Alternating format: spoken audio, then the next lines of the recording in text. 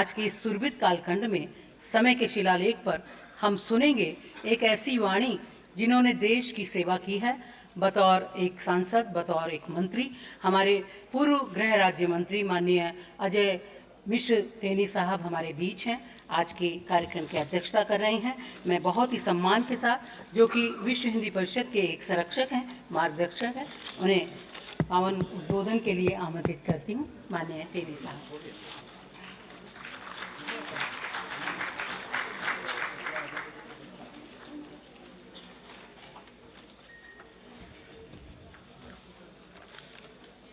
विश्व हिंदी परिषद के द्वारा आयोजित इस अंतर्राष्ट्रीय हिंदी सम्मेलन में मुख्य अतिथि के रूप में उपस्थित लद्दाख के माननीय उपराज्यपाल श्री कविंद्र गुप्ता जी, विश्व हिंदी परिषद के सम्मानित अध्यक्ष पद्म भूषण आचार्य यार्लगड्डा लक्ष्मी प्रसाद जी, प्रोफेसर सच्चिदानंद मिश्र जी, राष्ट्रीय स्वयंसेवक संघ के केंद्रीय कार्यालय से उपस्थित हुए श्री अजय जी, प्रोफेसर राम नारायण पटेल जी, जिनके संयोजकत्व में ये बड़ा सुंदर कार्यक्रम हो रहा है, ऐसे विश्व हिंदी परिषद के राष्ट्रीय महासचिव डॉक्टर विपिन कुमार जी,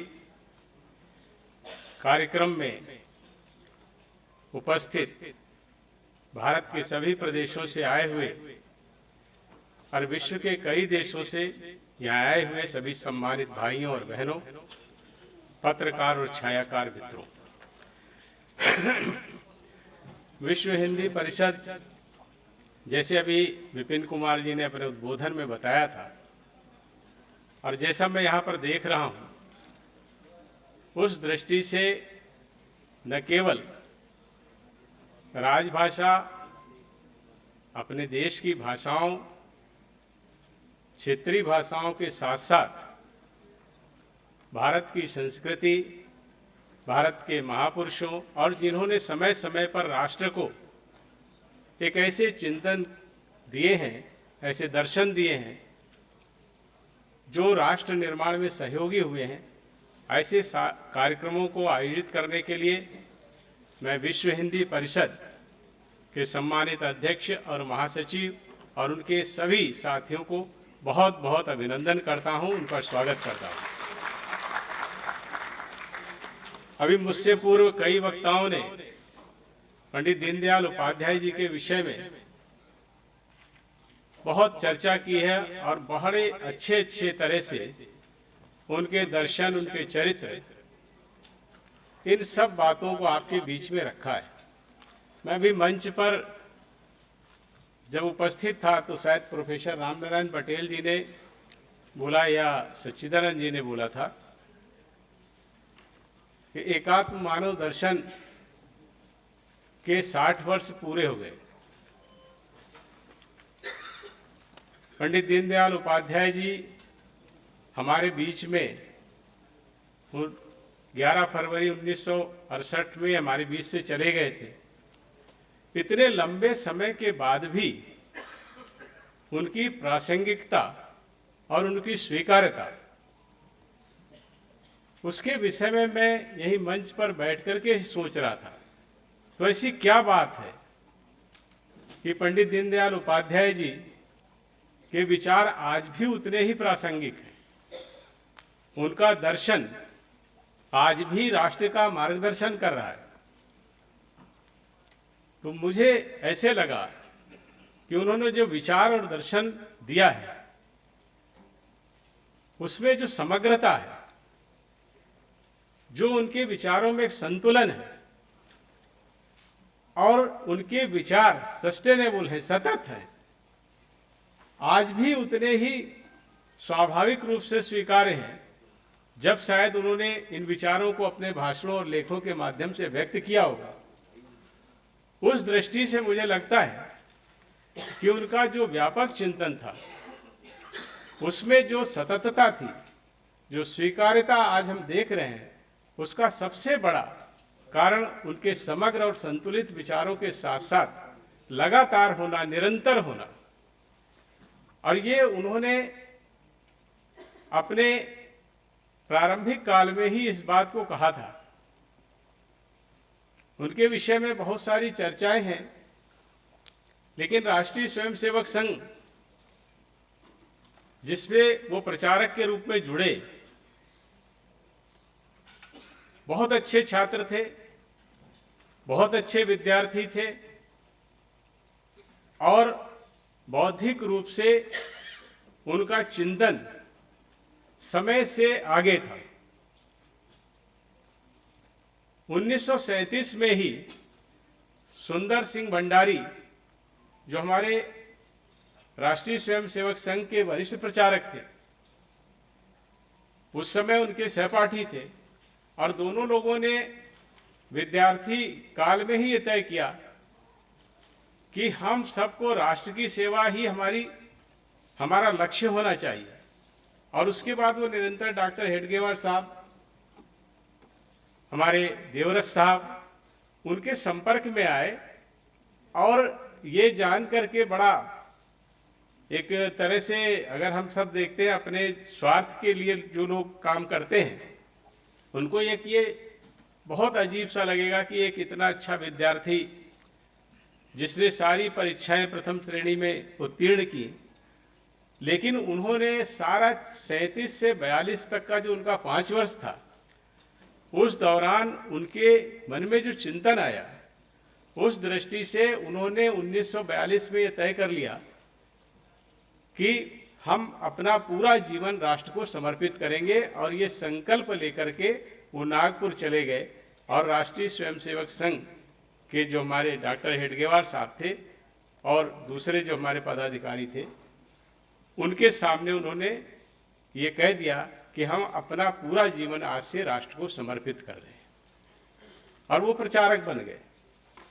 मेरा सौभाग्य है, मैं उस जिले से आता हूं, मैं लखीमपुर खीरी का रहने वाला हूं, उत्तर प्रदेश का।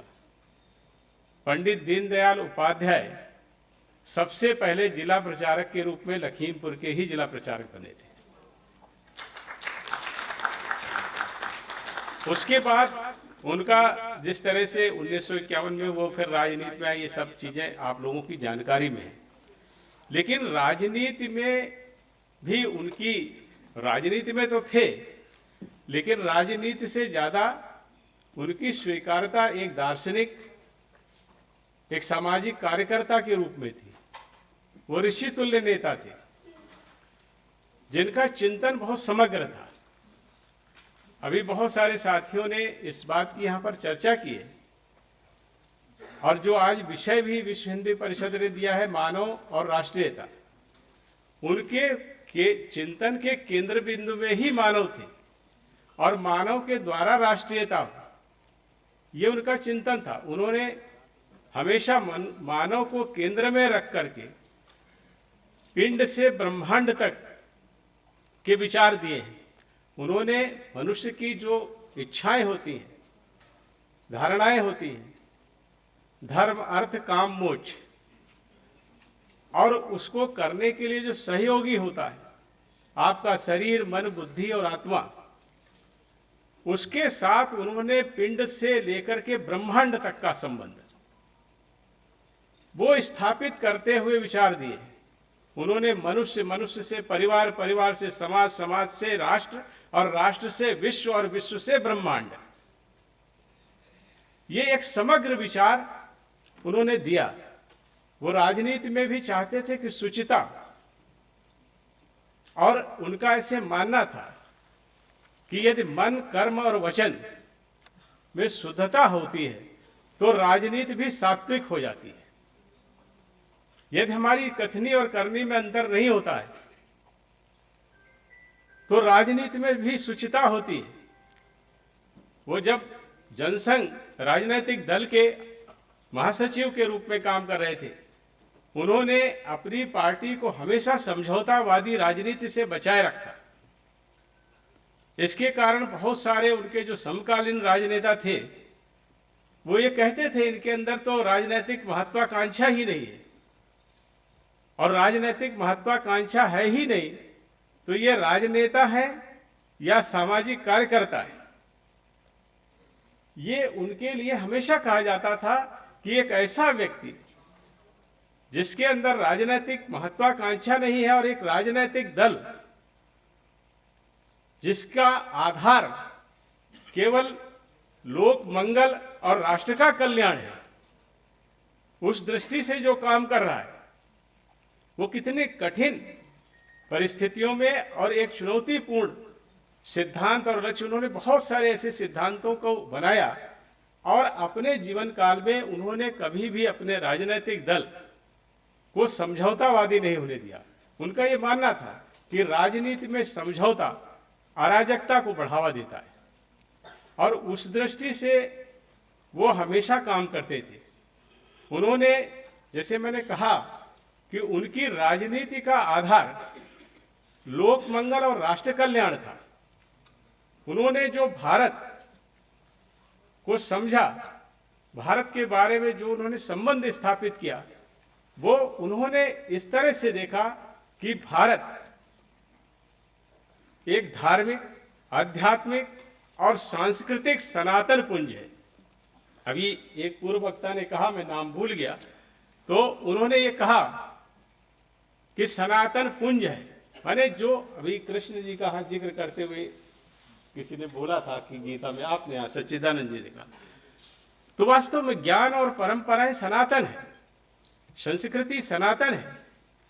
वो कहते थे, कई बार आता है लोगों को लगता है वसुधैव कुटुंबकम की हम चर्चा करते, लेकिन उन्होंने सरल शब्दों में कहा था कि हमारा काम संस्कृति का संरक्षण करना नहीं है, हमारा काम भारत की संस्कृति और परंपराओं को विकसित करके राष्ट्र और राष्ट्र के साथ विश्व के कल्याण के लिए उसका उपयोग करना है। और उन्होंने जो एकात्म मानव दर्शन दिया, उसका आधार यही था। उन्होंने एकात्म मानव दर्शन का विचार यह रखते हुए किया कि हम लोक मंगल और राष्ट्र कल्याण के लिए ऐसी सारे कामों को करेंगे जिनके द्वारा हमारे राष्ट्र का और राष्ट्र के लोगों का हित हो, उनके मंगल के लिए करेंगे, राष्ट्र के निर्माण के लिए करेंगे और विश्व के कल्याण के लिए करेंगे। उस दृष्टि से उन्होंने एकात्म मानव दर्शन का विस्तार किया। मानव को केंद्र में रख करके उन्होंने ब्रह्मांड तक, पिंड से ब्रह्मांड तक की जो विचारधारा दी, उसी को एकात्म मानव दर्शन कहते हैं। उन्होंने जैसे कहा कि मानव के सभी अंग सुस्पष्ट होने चाहिए, वैसे ही समाज के होने चाहिए, वैसे ही राष्ट्र और विश्व के होने चाहिए। हम कहते ही, हमारी संस्कृति यही है कि विश्व का कल्याण हो, सर्वे भवन्तु सुखिनः सर्वे सन्तु निरामयाः, ऐसे सारी वसुधैव कुटुंबकम अभी सब चर्चा हुई। ये सारे जो विषय हैं वो सब एकात्म मानव दर्शन में समा जाते हैं। और उस दृष्टि से अगर आप देखेंगे तो उन्होंने हमारे, जब राष्ट्र निर्माण की बात हुई, राष्ट्र के निर्माण के लिए उन्होंने राजनीति में भी कदम रखा। और ये फिलॉसफी को, अच्छा किसी ने कहा था नहीं बोलना चाहिए, तो मैं नहीं बोल रहा हूँ, दर्शन बोल रहा हूँ। अजय जी ने कहा था, तो वाद भी नहीं बोलना चाहिए, वाद भी नहीं बोलेंगे। तो दर्शन, तो उन्होंने जो दर्शन दिया उसमें राष्ट्र निर्माण, मनुष्य के कल्याण के साथ साथ राष्ट्र निर्माण, उस समय जो राजनीतिक रूप की हमारी आवश्यकताएं थी, वो चाहे समान नागरिक संहिता हो, यूसीसी हो, हमारा चाहे भारतीय नागरिकता संशोधन का विधेयक लाना हो, जिसमें हमारे जो पड़ोसी देश हैं उनसे हमारे जो हिंदू, जैन, बौद्ध, सिख ऐसे जो धर्म के लोग आते हैं उनको लेना हो, या लद्दाख के हमारे गवर्नर साहब बैठे, पहले लद्दाख भी जम्मू कश्मीर का हिस्सा था, आप जम्मू कश्मीर में राजनीतिक के रूप में काम किए हैं, राजनेता के रूप में। वहाँ पर जो धारा 370 लगी थी उसको हटाने की बात हो, नई शिक्षा नीति लानी हो, भाषा नीति हो, ऐसे सारे विषयों को उन्होंने उसी समय भारतीय जनसंघ और अब भारतीय जनता पार्टी, उसके एजेंडे में उसी समय उन्होंने रख दिया था। लेकिन विशेष रूप से उन्होंने 6 बातें कही थी कि ये भारतीय राजनीति में आनी चाहिए और राष्ट्र के निर्माण के लिए ये 6 परम आवश्यक है।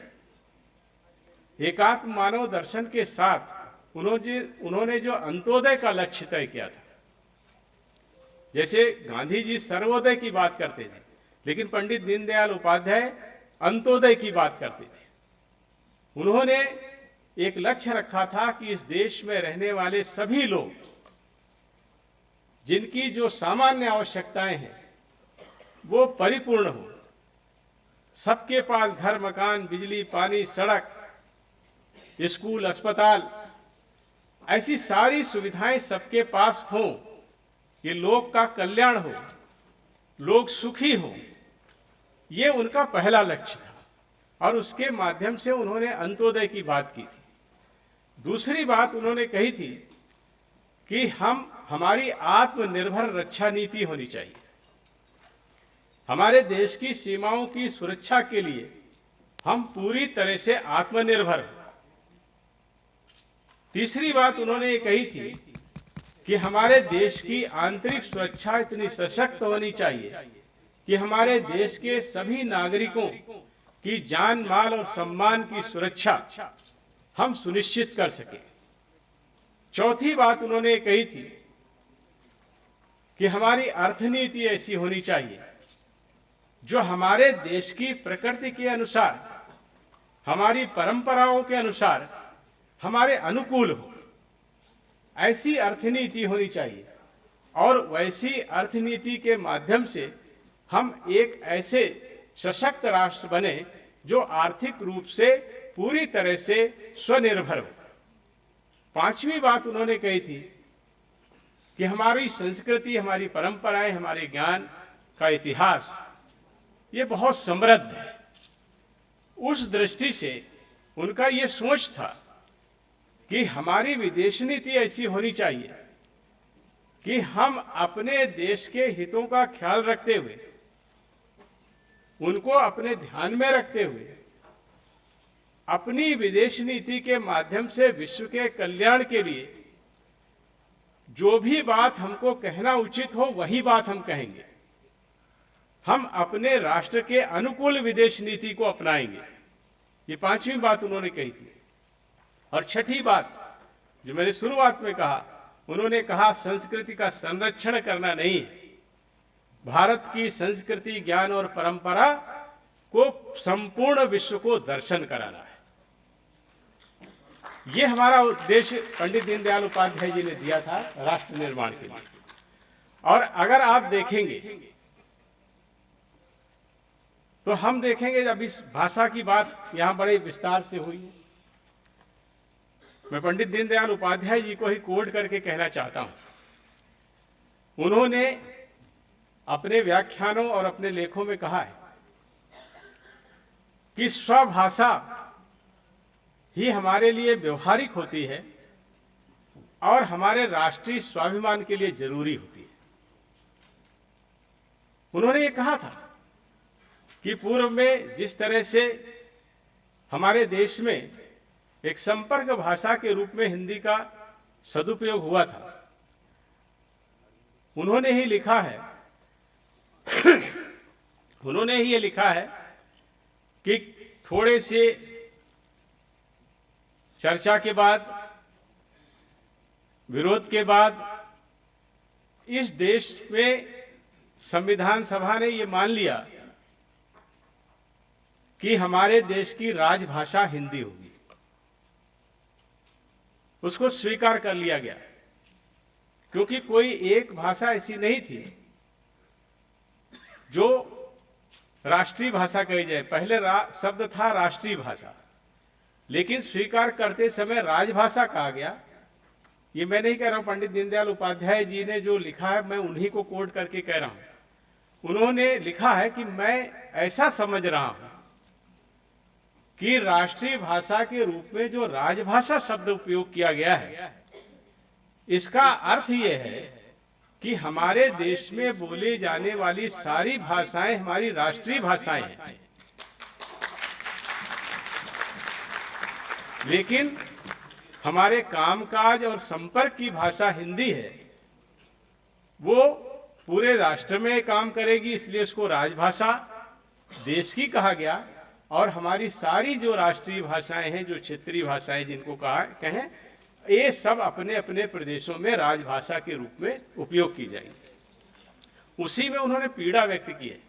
26 जनवरी 1965 के बाद उन्होंने एक लेख में ये कहा कि उस समय जब ये कहा गया था तो मैंने उसको ठीक समझा था कि तत्काल अंग्रेजी की जगह हिंदी का प्रयोग व्यवहारिक रूप से संभव नहीं है। लेकिन अब मैं 15 वर्ष के बाद जब दोबारा ये कहा जा रहा है कि अंग्रेजी को सह राजभाषा के रूप में अभी उपयोग किया जाता रहेगा, ये मैं मानता हूं कि ये इस देश की सरकार की कमजोरी है, जो वो राजनीतिक कारणों से अंग्रेजी को बनाए रखना चाहती है। ये पंडित दीनदयाल उपाध्याय जी ने कहा था। अब अगर हम देखेंगे कि राष्ट्र के प्रति उनका क्या सोच था कि हमारा राष्ट्र सशक्त कैसे होगा, राष्ट्र का निर्माण कैसे होगा, लोगों का मंगल कैसे होगा, और ये देश कैसे आगे बढ़ेगा, और ये देश विश्व के कल्याण के लिए कैसे काम करेगा। अगर आप ध्यान से देखेंगे, भाषा को देखेंगे, तो 2014 के बाद जब से हमारी सरकार आई, ये राजनीतिक मंच नहीं है, लेकिन मैं राजनीति से जुड़ा हूं और हम लोगों ने इस पर काम किया है, इसलिए मैं उस बात को आपको बताना जरूर चाहता हूं। आप उसको अन्यथा नहीं लीजिएगा। मैं यहां राजनीति नहीं कर रहा हूं, यहां मैं तथ्यों पर बात कर रहा हूं। 2014 के बाद अगर आप देखेंगे तो पंडित दीनदयाल उपाध्याय जी का जो दर्शन था, उसी दर्शन पर हमारे प्रधानमंत्री जी ने और हमारे गृह मंत्री जी ने लगातार काम किया है। आज हम कह सकते हैं हमारे देश के बहुत सारे लोग, आज ही मैं न्यूज़पेपर में पढ़ रहा था, एक अंतर्राष्ट्रीय एजेंसी की खबर है कि भारत बहुत तेजी से गरीबी से उबर रहा है। करोड़ों लोग गरीबी रेखा से बाहर आए हैं। जो पंडित दीनदयाल उपाध्याय जी ने पहली बात कही थी अंत्योदय की, आज हमारे बहुत सारे लोगों को घर मिले हैं इन 10-11 सालों में। घरों में शौचालय है, गैस के कनेक्शन है, बिजली है, गांव तक सड़क है, पीने का साफ पानी है, संचार के साधन है, स्वास्थ्य की सुविधाएं हैं, शिक्षा की उचित व्यवस्था है। ऐसे सारे कामों को किया गया है। दूसरी बात उन्होंने कही थी कि हमारी आत्मनिर्भर रक्षा नीति होनी चाहिए। रक्षा के रूप में हम लगातार आत्मनिर्भर होते जा रहे हैं। अब हम कुछ अपने रक्षा उपकरणों को एक्सपोर्ट भी कर रहे हैं। 2030 तक हमारा रक्षा क्षेत्र में भी एक्सपोर्ट 100 अरब डॉलर से ज्यादा हो जाएगा। अगर आंतरिक सुरक्षा की बात कहें तो कुछ घटनाओं को अगर आप छोड़ दें तो जब हम आए थे उस समय पूर्वोत्तर का उग्रवाद था।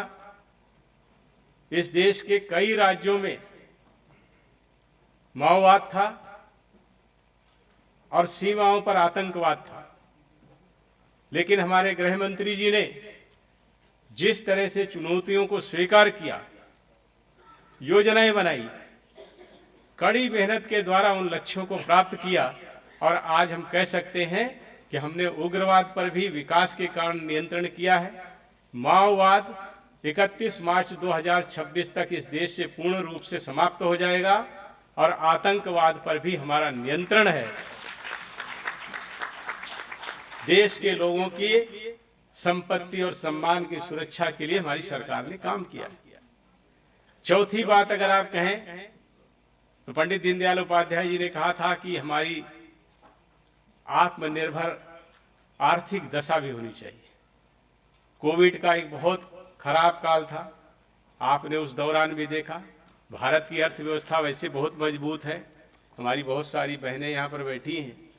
मैंने, आप सब ने भी पढ़ा होगा, एक रिपोर्ट थी, दुनिया के 5 बड़े देश जिनके पास जितना रिजर्व गोल्ड नहीं है उतना हमारे देश की महिलाओं के पास।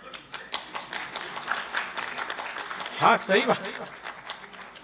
ऐसे 5 बड़े देश जिसमें अमेरिका और फ्रांस जैसे देश भी शामिल हैं, उनका रिजर्व गोल्ड 1900 टन है हमारे 19,000 टन है। हमारे देश की महिलाओं के पास 24,000 टन घर में रखा है। आर्थिक रूप से हम मजबूत थे, लेकिन दुनिया में जो रिपोर्ट्स आती हैं वो स्टैटिस्टिक्स पे आती हैं, सांख्यिकी के अनुसार आती हैं, और सांख्यिकी के अनुसार जो रिपोर्ट्स आती हैं उससे लगता है कि भारत गरीब देश है। भारत गरीब देश नहीं है। इस बात को हमारे प्रधानमंत्री जी ने ठीक ढंग से अपने देश में लागू किया, और कोविड के समय में लोग अलग अलग तरह की अर्थनीति अपना रहे थे, लेकिन हमारे प्रधानमंत्री जी ने बाजार को चलायमान करने के लिए हमारा बाजार चलता रहे, उस दृष्टि से उन्होंने अर्थनीति बनाई और लाखों करोड़ रुपए के माध्यम से इंफ्रास्ट्रक्चर को खड़ा करने का काम हमने कोविड के दौरान किया, जिससे हमारा बाजार कभी बंद नहीं हुआ और आज दुनिया की सबसे तेज गति से बढ़ने वाली अर्थव्यवस्था हम। और ये भी कहा जाता है, ये मुझे कहना नहीं चाहिए, बहुत सारी बहनें आप बुरा मत मानिएगा, ऐसे दुनिया के लोगों का कहना है, जब ये रिपोर्ट आई अभी 24,000 टन से ज्यादा होगा, और अभी तो 24,000 टन तो रिपोर्ट में है, ये तो स्टैटिस्टिक्स में है। ऐसे 24,000 टन को लेकर के ही जिन एजेंसियों ने रिपोर्ट दी है, उनका ये कहना है कि अगर ये 24,000 टन सोना हमारी आर्थिक व्यवस्था में आ जाए तो जो भारत की जीडीपी आज 7% के आसपास है वो 14% से ज्यादा हो जाएगी। तो ये देश कहीं से कमजोर नहीं है, उस तरफ भी बढ़ रहे हैं। हमारे प्रधानमंत्री जी के नेतृत्व में श्री नरेंद्र मोदी जी ने जिस तरह से लगातार इन बातों को कहा, आज विदेश नीति की अगर बात करें, उन्होंने कहा था हमारी व्यवहारिक विदेश नीति होनी चाहिए जो हमारे राष्ट्र के ऊपर आधारित हो, और उन्होंने उस बात को कहा है।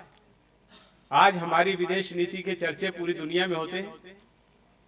हमारे विरोधी लोग भले कहते हैं कि विदेश नीति रास्ते से भटक गई है, लेकिन वो लोग रास्ते से भटक गए हैं तो उनकी समझ में नहीं आ रहा। लेकिन आज हम ना नॉर्थ ग्लोबल से जुड़े हैं ना साउथ ग्लोबल से जुड़े हैं, दोनों के बीच में एक ब्रिज के रूप में भारत काम कर रहा है। आज दोनों कहते हैं, भारत जो कहता है ये भी सुनते हैं, वो भी सुनते हैं। आज ही हमारे प्रधानमंत्री जी G20 की समिट में भाग लेने गए हैं, और आज दुनिया मान रही है जो हमने कभी कहा था कि एक धरती है, एक परिवार है, एक भाग्य, one earth, one family, one future. ये कहा था हमने, कभी हजारों साल पहले हमारे देश के लोग कह गए, विद्वान कह गए। आज दुनिया उस बात को मान रही है। आज उसी समिट में शामिल होने गए हमारे प्रधानमंत्री। ऐसी शानदार विदेश नीति हमारे विदेश मंत्री जी के माध्यम से, हमारे प्रधानमंत्री जी के नेतृत्व में लगातार हो रहा है। छठी बात उन्होंने कही थी, हमारी संस्कृति का प्रचार प्रसार हो। आज दुनिया भारत के बारे में जानना चाहती है। आज पूरी दुनिया के आकर्षण का केंद्र भारत है। दुनिया के बहुत सारे देश और उन देशों के बड़े बड़े लोग ये चाहते हैं कि भारत के संपर्क में हम आए, भारत जाने का अवसर मिले, भारत के लोगों से बात करने का अवसर मिले, क्योंकि लोगों को मालूम हो गया है कि यही वो देश है। अभी हमारे एक वक्ता बहुत अच्छा उन्होंने बोला था, उन्होंने कहा था कि इस समय दुनिया में दो विचारधाराएं हैं, पूंजीवाद और समाजवाद। हालांकि उन्होंने उस बात को डिटेल में कहा कि अच्छा मिश्रा जी ने बोला था पूंजीवाद और समाजवाद, लेकिन पंडित दीनदयाल उपाध्याय जी के दर्शन से उन्होंने जोड़ा था कि उन्होंने पूंजीवाद में मनुष्य को उन्होंने कहा था केंद्र में है और समाजवाद में समाज केंद्र में है। लेकिन पंडित दीनदयाल उपाध्याय जी का जो एकात्म मानव दर्शन है वो मानव से लेकर के परिवार समाज होते हुए राष्ट्र और ब्रह्मांड तक जाता है। तो वो जो उन्होंने बात कही थी वही बात आज पूरी दुनिया मान रही है, और आज दुनिया भारत की संस्कृति, भारत की परंपरा, भारत के ज्ञान सबके विषय में जानना चाहती है, क्योंकि लगता है उनको कि ना तो ये पूंजीवादी है ना ये समाजवादी है, ये तो लोक कल्याण के लिए काम करने वाले और पिंड से लेकर के ब्रह्मांड तक सब लोग सुखी हो ऐसी धारणा रखने वाले राष्ट्र के लोग हैं। इनकी संस्कृति ही वो मार्गदर्शन पूरे विश्व का कर सकती है। आज दुनिया इस बात को मान रही है। एक बात भाषा की जो मैंने लास्ट में कोट किया, पंडित दीनदयाल उपाध्याय जी ने कहा था आज हमारे गृह मंत्री जी के नेतृत्व में अभी हमने अपने गृह मंत्रालय में, हमारा पहले राजभाषा विभाग खाली हुआ करता था, हमने उसको भारतीय भाषा विभाग कर दिया। हमारे गृह मंत्री श्री अमित शाह जी ने और प्रधानमंत्री जी के नेतृत्व में लगातार हम लोगों ने इन बातों को कहा है, क्योंकि यहाँ देश में एक राजनीति होती थी, एक विचारधारा फैला दी गई थी। ऐसे हमारे बहुत सारे प्रदेशों के जो राजनेता थे वो हिंदी को इस तरह से प्रस्तुत करते थे कि मानो हम अपने देश की क्षेत्रीय भाषाओं के खिलाफ हैं। लेकिन हमारे प्रधानमंत्री जी ने, हमारे गृह मंत्री जी ने लगातार सभी मंचों से इस बात को कहा कि हमारे देश की सभी भाषाएं हमारी हैं। और वही पंडित दीनदयाल उपाध्याय जी ने राष्ट्रीय भाषा और राजभाषा का जब उन्होंने विवेचन लिखा है, उसमें उन्होंने साफ साफ कहा है कि राष्ट्रीय भाषा की जगह राजभाषा इसलिए प्रयोग किया गया है कि इस देश में रहने वाली सभी भाषाएं हमारी राष्ट्रीय भाषा है। उस काम को बढ़ाने का काम भी हमारे गृह मंत्री जी निरंतर कर रहे हैं। प्रधानमंत्री जी के नेतृत्व में आज दुनिया में, अभी एक मीडिया की बहन थी वो चली गई, नहीं तो मैं उनको कहना चाहता था कि हम लोग ये बात नहीं कह रहे कि हिंदी को सम्मान देने की जरूरत है। आज तो हिंदी सबसे तेजी से आगे बढ़ रही है। आज दुनिया के कई देशों में हिंदी बोली जा रही है। 100 से ज्यादा विश्वविद्यालयों में हिंदी पढ़ाई जा रही है। अभी ब्रिटेन के जो प्राइमरी स्कूल हैं उन्होंने हिंदी को अनिवार्य कर दिया है। अमेरिका में भी अगले वर्ष से कक्षा 10 से हिंदी अनिवार्य होने जा रही है। और संयुक्त राष्ट्र संघ के बहुत सारे जो बुलेटिन्स हैं वो सप्ताह में 2 बार हिंदी और देश की क्षेत्रीय भाषाओं में आते।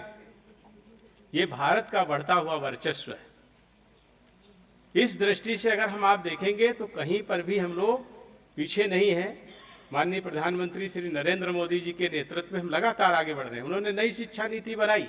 हमारे शिक्षा मंत्री धर्मेंद्र प्रधान जी ने उसी बात को कहा जो पंडित दीनदयाल उपाध्याय कहते थे कि स्वभाषा ही हमारे लिए, जहां राष्ट्रीय स्वाभिमान की बात है, वहीं हमारे लिए एक तरह से स्वाभाविक जो हमारा विकास होता है वो हमारी स्वभाषा में ही संभव है। आज हम नई शिक्षा नीति लाए हैं। नई शिक्षा नीति में मातृभाषा सहित त्रिभाषा फार्मूला दिया गया है, लेकिन कई लोग इस तरह के विरोध भी करते हैं। आज जैसे हम लोग देखते हैं वो राजनीतिक बात हो जाएगी, क्योंकि देखते हैं हम लोग कि जिस तरह का हमारा इस समय विरोध पक्ष है वो हर उस बात का विरोध करता है जो हमारे राष्ट्र के हित में है, जो हमारे राष्ट्र के और राष्ट्र के लोगों के लिए आवश्यक है। ऐसी सारी बातों का वो विरोध करते हैं और लास्ट में ये कह देते हैं, हमारी सरकार की बड़ी बड़ी एजेंसियों पर आरोप भी लगाते हैं। अब कई विद्वानों ने इन बातों को उठाना भी शुरू किया है कि इस तरह से जो हमारी राष्ट्रीय संस्थाएं हैं उनके खिलाफ अगर वो कर रहे हैं तो निस्संदेह हताशा का परिणाम है और झूठे आरोप लगा रहे हैं। लेकिन मैं उनके ऊपर नहीं जाना चाहता। मैं आपसे कहना चाहता कि सारी चीज़ें ठीक हैं।